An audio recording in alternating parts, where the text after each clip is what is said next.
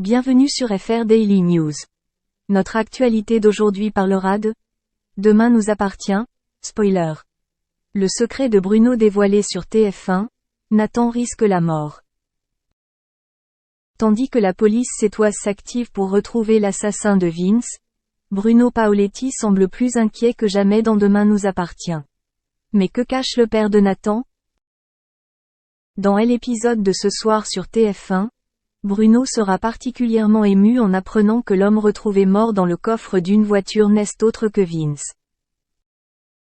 Si l'on ne connaît pas désormais le lien qui les unissait, tout porte clairement à croire qu'ils se connaissaient. Et d'autant plus que Bruno a reçu quelques heures plus tard un appel téléphonique d'un nommé Vince. En fait, l'interlocuteur de Bruno est un certain Joris Ferrel, un homme qui semble mêlé à des affaires particulièrement louches. Et il suffit de dire que ce n'est que le début des ennuis du père de Nathan. Selon les informations de l'actualité, Joris Ferrel a appelé Bruno pour récupérer les marchandises qu'il cachait sur le chantier de Gilles. En effet, il semblerait que Joris Ferrel était un trafiquant de drogue et que le père de Nathan aurait caché pour lui des paquets d'ecstasy dans des pots de peinture. Alors la mort de Vince est-elle liée à cette mystérieuse affaire de trafic de drogue? Une chose est sûre, Joris Ferrel n'est pas réellement la personne présentée et la situation promet de se dégrader dans les prochains épisodes de la série dramatique quotidienne de TF1. Selon le synopsis officiel révélé par la chaîne, un homme meurtri sera retrouvé dans le jardin de Gilles. Même si la victime ne sera pas Bruno mais Alex, Nathan va encore beaucoup s'inquiéter pour son père dans les prochains épisodes de la série TV7. Et l'adolescent avait raison puisque Bruno était prêt à signer un traité avec l'ennemi, pour le bien de sa famille. Mais réussira-t-il? Bruno pourra-t-il échapper à cette terrible situation?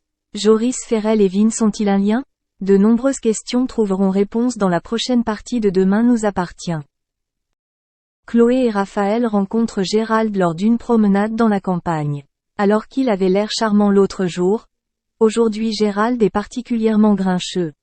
Il est nache accent aigu cite alors pas à critiquer les chaussures qu'il porte ou la vitesse à laquelle il marche. Même si l'humeur de Gérald changeait au fil de la journée, il était généralement insupportable. En marchant, il s'est même emporté car Chloé et Raphaël n'arrêtaient pas de discuter. Mais les choses ont empiré lorsque l'instructeur a commencé à avoir une vision floue avant de tomber au sol. Raphaël a tenté d'appeler les secours mais n'a pas eu de vie. Chloé a donc résolu le problème et a placé Gérald dans une position sécuritaire à côté de lui. Certaine qu'il souffrait des hypoglycémies, elle lui injecta une dose de glucagon dans le nez. Peu de temps après, Gérald a repris conscience. Même s'il allait beaucoup mieux, il restait grincheux et remerciait Chloé sans enthousiasme. Heureusement, Raphaël est là pour lui dire à quel point elle est merveilleuse. Merci d'avoir regardé et à la prochaine vidéo. N'oubliez pas de vous abonner à notre chaîne. En attendant, faites-nous part de vos commentaires dans la section commentaires ci-dessous.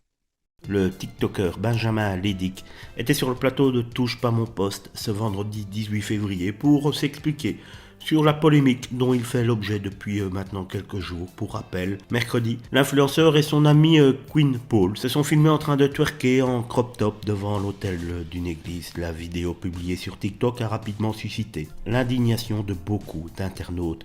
Même le chanteur Bilal Hassani a réagi en dénonçant les danses obscènes des deux jeunes hommes sur les images. Interrogé par Cyril Hanouna, la star, si on peut appeler ça une star de 18 ans, accompagné de son avocat, s'est d'abord justifié. J'avais décidé de faire un affront par rapport à toutes les réflexions reçues par rapport à la religion. Je voulais surtout dénoncer l'homophobie qu'il y a dans l'église. Et oui, pourquoi pas se trouver des excuses tout à fait bidons. Si la majorité des chroniqueurs en plateau ont tous critiqué la démarche de Benjamin, il a trouvé un soutien inattendu à la personne de Mathieu Delormeau. Il y a un petit message à entendre. Je suis catholique et pendant 15 ans. Je suis catholique et pendant 15 ans, vous dit être homosexuel, c'est mal, m'a-t-il d'abord expliqué avant de dénoncer le fait que deux gamins souffrent de ne pas être reconnus par une religion. Un avis qui a fortement déplu à Daniel Moreau, très en colère contre le TikToker. Vous ne rendez absolument pas service à votre communauté, lui a-t-elle lancé, et malgré ses explications dans Touche pas mon poste, les internautes ne décolèrent toujours pas. On a tous vu qu'il faisait exprès de faire la victime, ou encore tout le passage